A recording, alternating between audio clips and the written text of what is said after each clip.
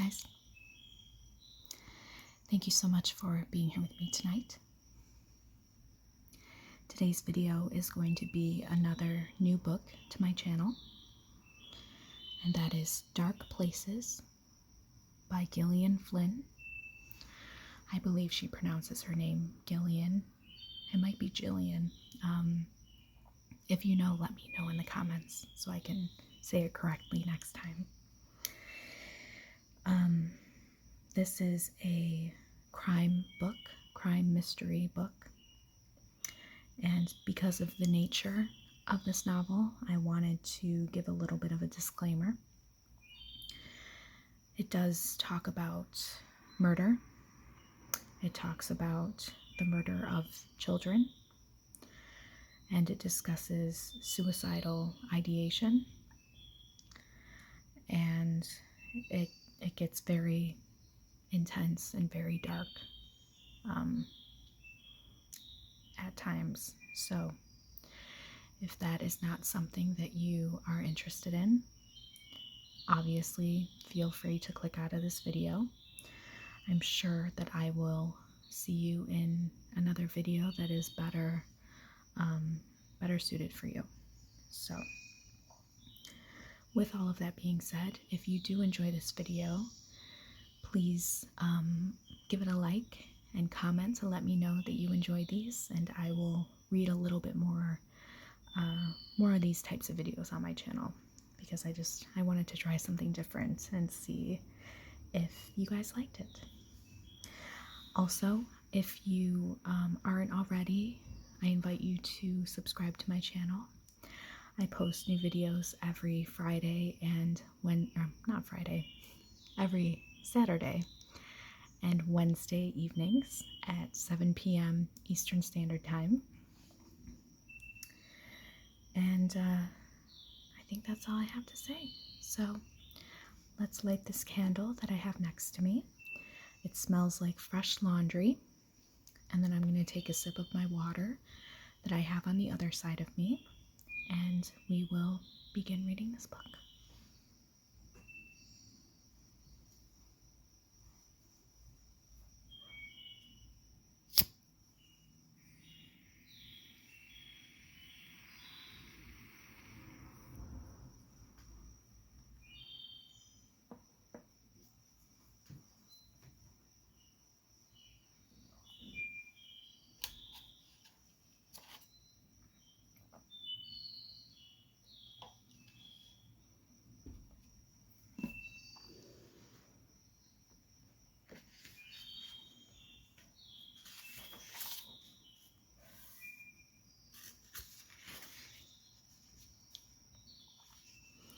And I'm going to read this poem. The days were a clan that might have lived long, but Ben Day's head got screwed on wrong. That boy craved dark Satan's power, so he killed his family in one nasty hour. Little Michelle he strangled in the night, then chopped up Debbie, a bloody sight. Mother Patty he saved for last, blew off her head with a shotgun blast. Baby Libby somehow survived, but to live through that ain't much of life. And it says Schoolyard Rhyme, circa 1985.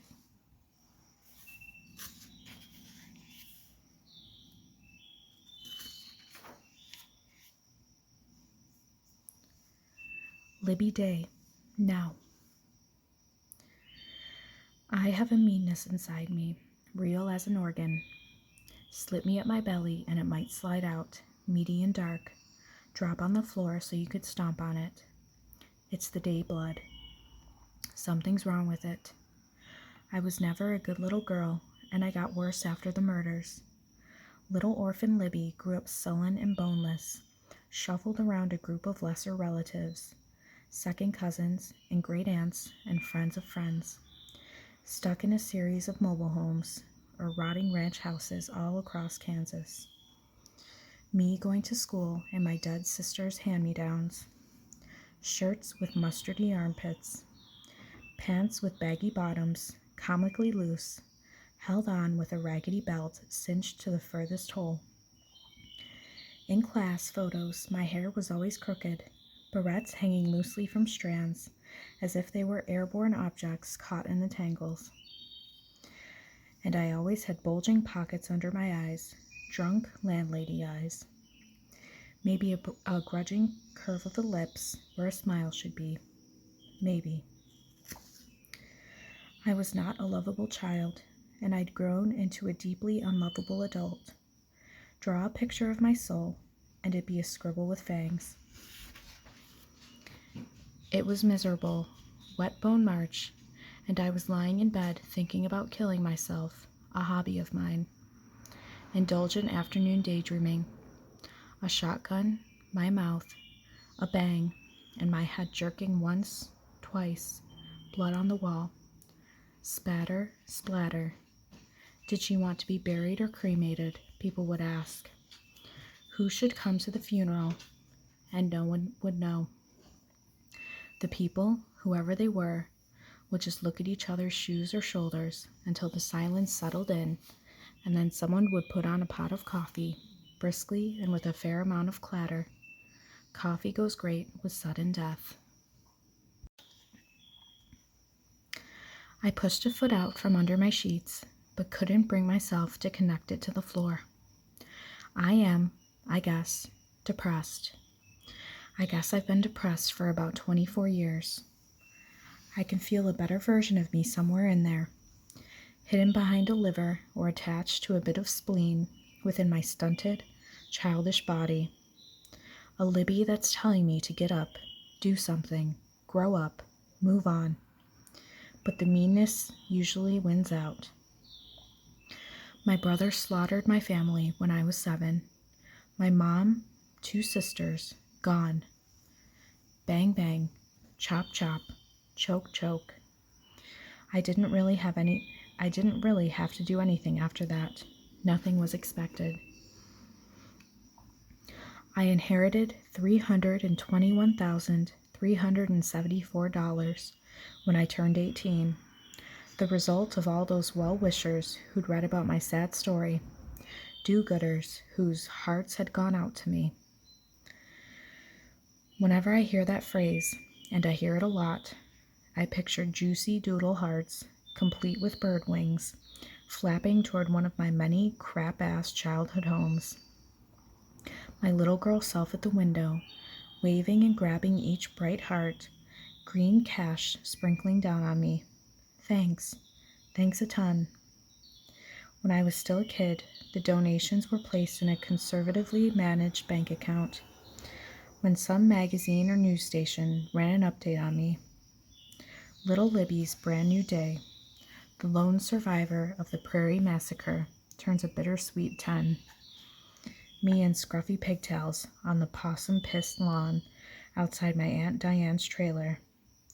Diane's thick tree calves, exposed by a rare skirt, planted in the yellow grass behind me.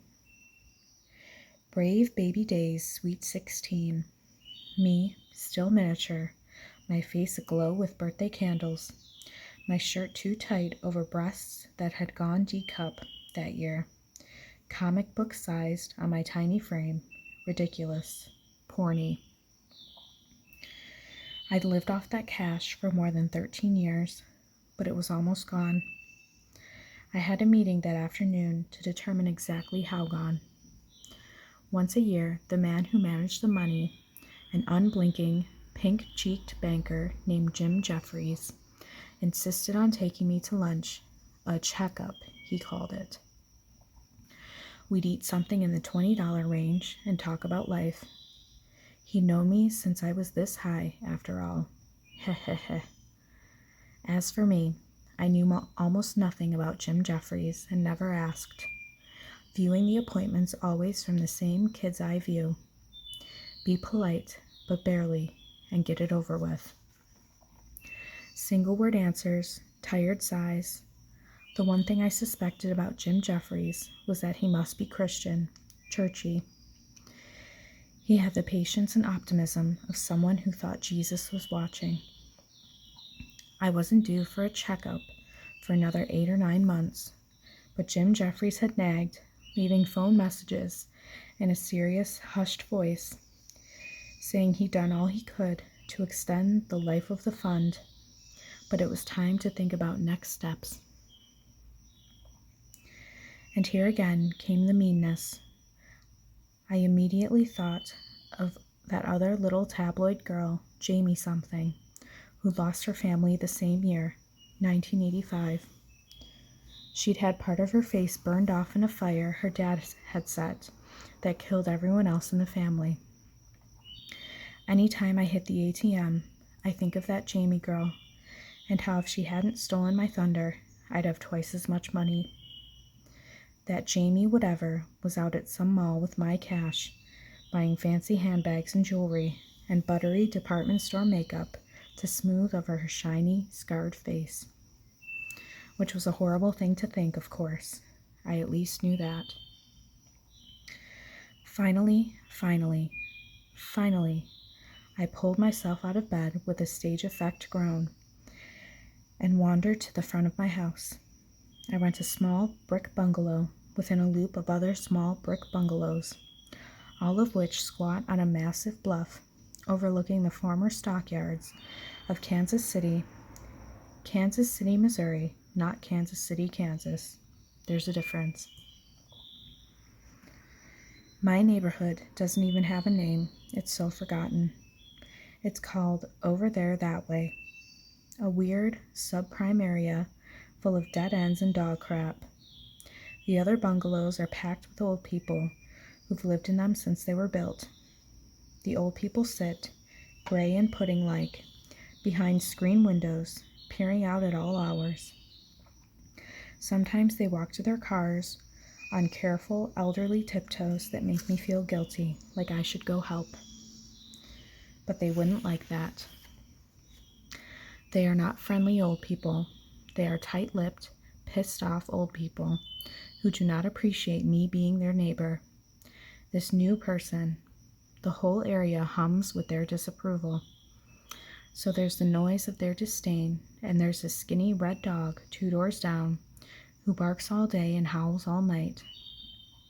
The constant background noise you don't realize is driving you crazy until it stops. Just a few blessed moments, and then starts up again. The neighborhood's only cheerful sound I usually sleep through, the morning coos of toddlers. A troop of them, round-faced and multi-layered, walk to some daycare hidden even further in the rat's nest of streets behind me, each clutching a section of a long pipe of rope trailed by a grown-up. They match, penguin style, past my house every morning, but I have not once seen them return. For all I know, they trottle around the entire world and return in time to pass my window again in the morning. Whatever the story, I am attached to them. There are 3 girls and a boy, all with a fondness for bright red jackets, and when I don't see them, when I oversleep, I actually feel blue. Bluer. That'd be the word my mom would use, not something as dramatic as depressed. I've had the blues for 24 years.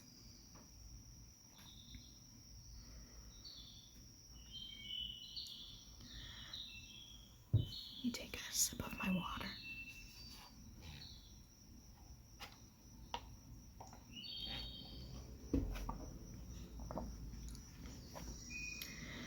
I put on a skirt and blouse for the meeting, feeling dwarfy, my grown-up big girl clothes never quite fitting. I'm barely 5 foot 4 foot. I'm barely 5 foot, 4 foot 10 inches in truth, but I round up. Sue me. I'm 31, but people tend to talk to me in sing-song like they want to give me finger paints. I headed down my weedy front slope, the neighbor's red dog launching into its busybody barking. On the pavement near my car are the smashed skeletons of 2 baby birds, their flattened beaks and wings making them look reptilian. They've been there for a year. I can't resist looking at them each time I get in my car. We need a good flood. Wash them away. 2 elderly women were talking on the front steps of a house across the street, and I could feel them refusing to see me. I don't know anyone's name. If one of those women died, I couldn't even say, poor old Mrs. Zelinsky died. I'd have to say, that mean old bitch across the street bit it. Feeling like a child ghost, I climbed into my anonymous mid-sized car, which seems to be made mostly of plastic. I keep waiting for someone from the dealership to show up and tell me the obvious. It's a joke. You can't actually drive this. We were kidding. I drove my toy car 10 minutes downtown to meet Jim Jeffries, rolling into the steakhouse parking lot 20 minutes late, knowing he'd smile all kindly and say nothing about my tardiness. I was supposed to call him from my cell phone when I arrived so he could trot out and escort me. The restaurant, a great old-school Casey steakhouse, is surrounded by hollowed-out buildings that concern him, as if a troop of rapists was permanently crouched in their empty husks awaiting my arrival. Jim Jeffries is not going to be the guy who let something bad happen to Libby Day. Nothing bad can happen to brave baby Day, little girl lost, the pathetic, red-headed 7-year-old with big blue eyes, the only one who survived the Prairie Massacre, the Kansas Craze killings, the farmhouse Satan sacrifice. My mom, 2 older sisters, all butchered by Ben. The only one left, I'd fingered him as the murderer. I was the cutie pie who brought my devil-worshipping brother to justice. I was big news. The Inquirer put my tearful photo on the front page with the headline, Angel Face. I peered into the rearview mirror and could see my baby face even now. My freckles were faded and my teeth straightened, but my nose was still pug and my eyes kitten round. I dyed my hair now, a white blonde, but the red roots had grown in. It looked like my scalp was bleeding, especially in the late day sunlight. It looked gory. I lit a cigarette. I'd go for months without smoking, and then remember, I need a cigarette. I'm like that. Nothing sticks. Let's go, baby Day, I said aloud. It's what I call myself when I'm feeling hateful. I got out of the car and smoked my way toward the restaurant, holding the cigarette in my right hand so I didn't have to look at the left hand, the mangled one. It was almost evening. Migrant clouds floated in packs across the sky like buffalo, and the sun was just low enough to spray everything pink. Toward the river, between the looping highway ramps, obsolete grain elevators sat vacant, dusk black, and pointless.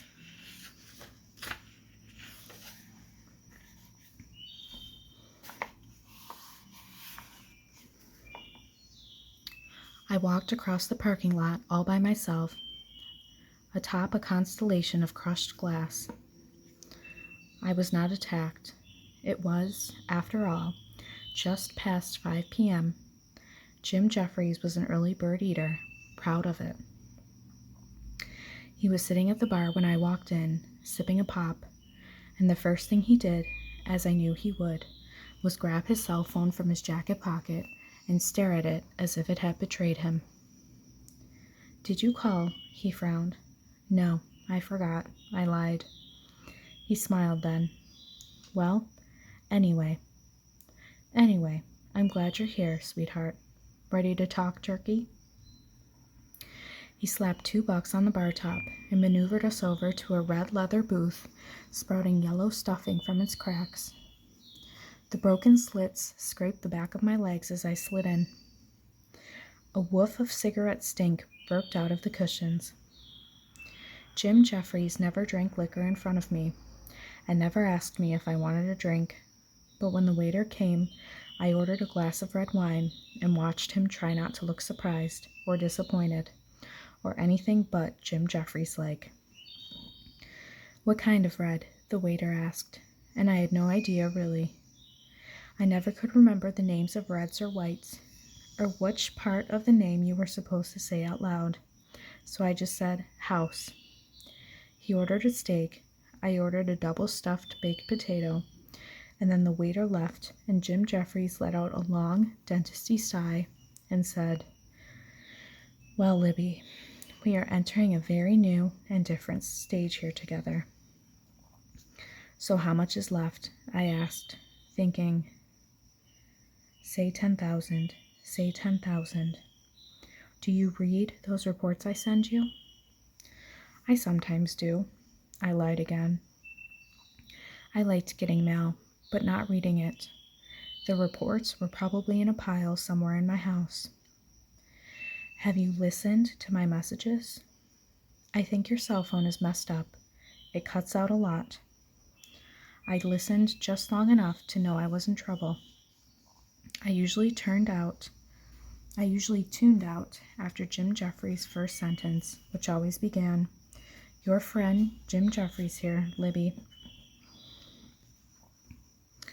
Jim Jeffries steepled his fingers and stuck his bottom lip out. There is $982.12 left in the fund. As I've mentioned before, had you been able to replenish it with any kind of regular work, we'd have been able to keep it afloat. But he tossed out his hands and grimaced. Things didn't work out that way. What about the book? Didn't the book? I'm sorry, Libby. The book did not. I tell you this every year. It's not your fault, but the book? No, nothing. Years ago, to exploit my 25th birthday, a publisher of self-help books asked me to write about how I'd conquered the ghosts of my past. I had in no way conquered much of anything, but I agreed to the book anyway, talking over the phone with a woman in New Jersey who did the actual writing. The book came out at Christmas time, 2002, with a cover photo of me sporting an unfortunate shag haircut. It was called Brand New Day, Don't Just Survive Childhood Trauma, Surpass It. And it included a few childhood snapshots of me and my dead family, packed between 200 pages of gloppy, positive thinking porridge. I was paid $8,000, and a smattering of survivors groups invited me to speak. I flew to Toledo for a meeting of men who'd been orphaned young, to Tulsa for a special gathering of teenagers whose moms had been killed by their dads. I signed my book for mouth-breathing kids who asked me jarring questions, like did my mom cook pies? I signed the book for gray, needful old men peering at me from behind bifocals, their breath blasting burnt coffee and stomach acid. Start a new day, I'd write, or a new day awaits. How lucky to have a pun for a last name. The people who came to meet me always looked exhausted and desperate, standing uncertainly near me in loose packs. The groups were always small. Once I realized I wasn't getting paid for any of this, I refused to go anywhere. The book had already bombed anyway. It seems like it should have made more money, I mumbled. I really wanted the book to make money in an obsessive, childish way. That feeling that if I wanted it enough, it should happen. It should happen. I know, Jim Jeffries said, having nothing more to say on the subject after 6 years. He watched me drink wine in silence. But in a way, Libby, this presents you with a really interesting new phase of your life. I mean, what do you want to be when you grow up?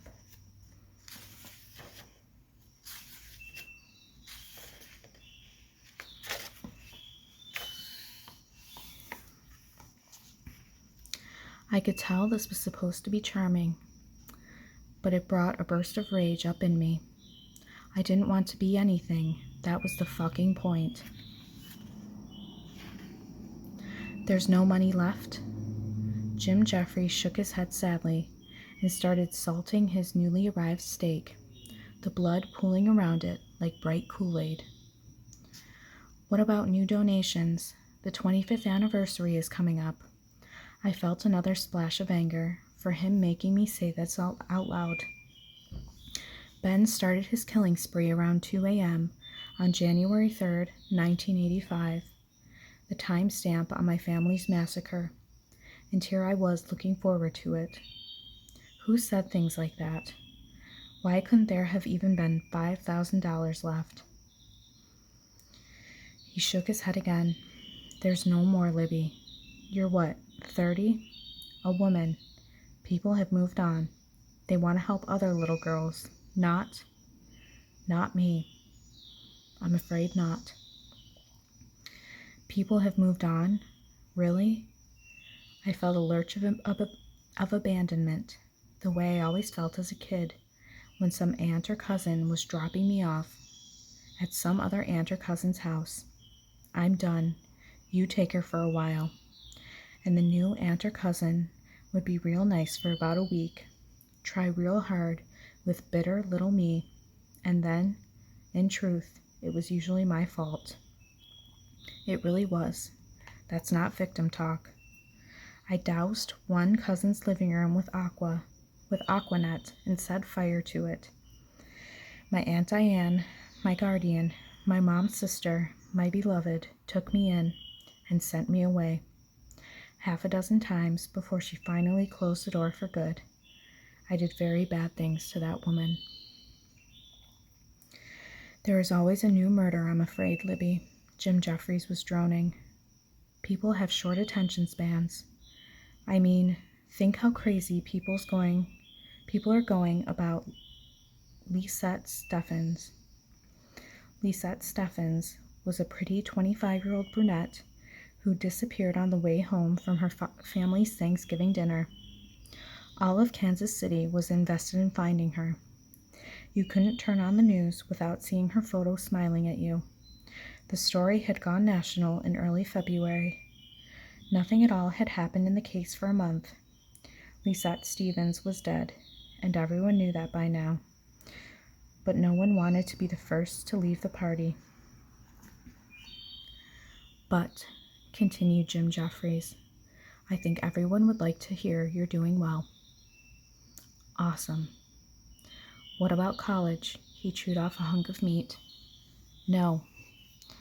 What about we try to set you up with some sort of office job, filing and whatnot? No. I folded it on myself, ignoring my meal, projecting glumness. That was another of my mom's words, glum. It meant having the blues in a way that annoyed other people, having the blues aggressively. Well, why don't you take a week and do some thinking on it? He was devouring his steak, his fork moving up and down briskly. Jim Jeffries wanted to leave. Jim Jeffries was done here.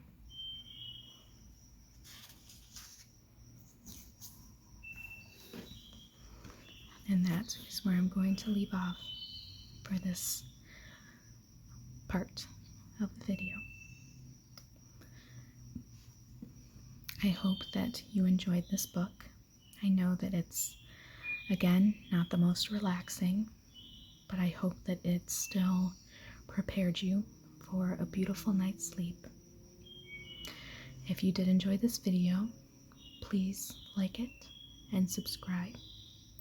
And leave me a comment letting me know to keep filming videos like this. I hope that you have a wonderful evening, and I will see you in my next video. Good night.